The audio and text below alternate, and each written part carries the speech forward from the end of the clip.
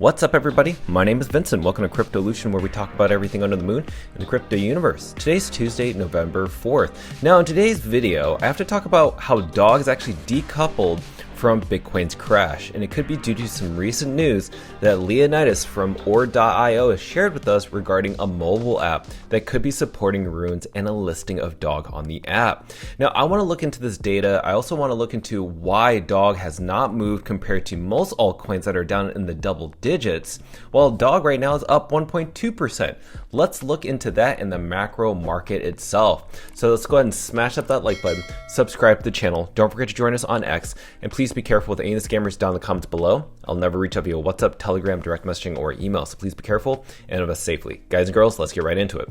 So as you can see, DOG is up 1.2%, hovering still around 140 million market cap. It's staying stable. Now let's look at Bitcoin. It's down 6%. Yes, that's in the 24 hours that have just passed.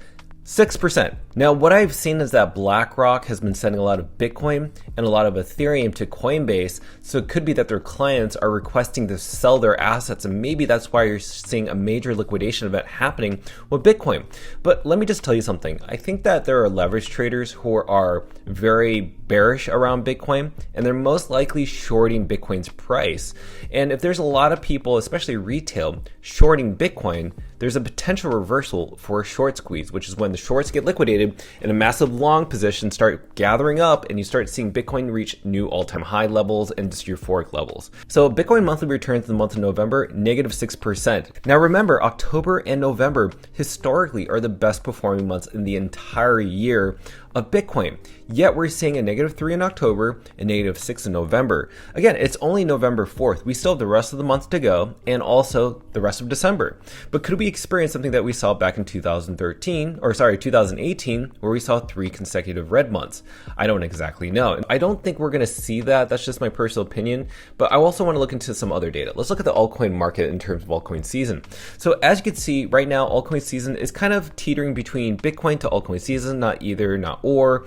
It just is trying to find its place right now. Now let's look into the meme coin sector. As I mentioned before, because Bitcoin took a hard dip down 6%, you're going to see a lot of meme coins in the double digits, meaning we saw that Pudgy Penguins was down 10%.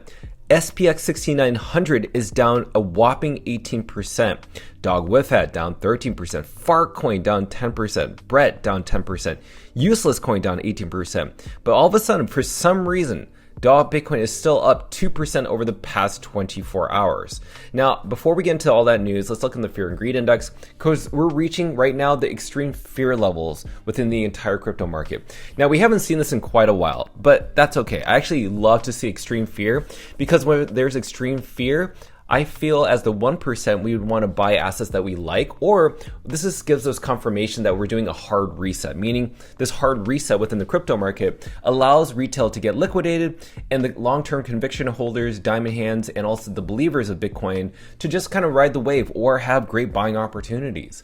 Now, another thing I want to share with you is who's taking advantage of this? Michael Saylor, just yesterday when Bitcoin was roughly around 114,000 US dollars, about $45 million worth of Bitcoin. And then yesterday, Tom Lee, by the way, bought 300 million worth of Ethereum, even though Ethereum has been dipping, and it still continues to dip today. He holds more than $13 billion worth of Ethereum and continues to accumulate.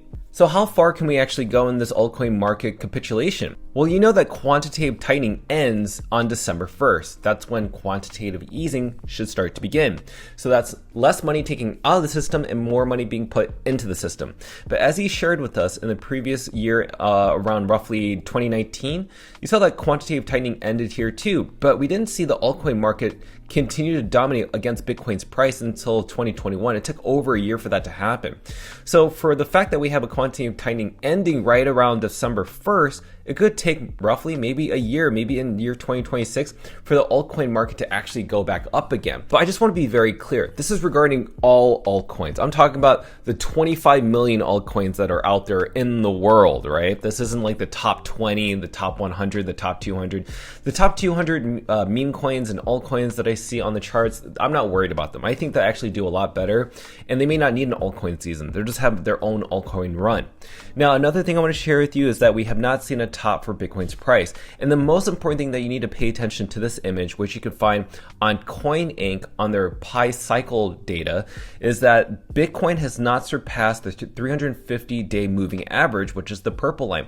Now notice something. Every time the Bitcoin price, which is this kind of like orange pink line, surpasses the 350-day moving average, which is the purple line, you'll see that every green square that we have, there's always followed a huge parabol event for Bitcoin over here in 2011. We saw one over here for 2013. One over here for 2017, one over here for 2021. But we haven't seen Bitcoin's price surpass the 350-day moving average even this cycle. So could it happen by end of year of this year or within 2026? And just based on what we're seeing on the Bitcoin rainbow chart, we're still right over here and we're not seeing euphoria or retail jumping in. Bitcoin could reach levels up to around 300,000 US dollars just based on the cycle, right? Anywhere between 150 to up to $300,000 per Bitcoin, just what I'm seeing on the Bitcoin rainbow price chart. Now, I want to move on and talk about why Bitcoin is probably holding steady and why it's holding steady regardless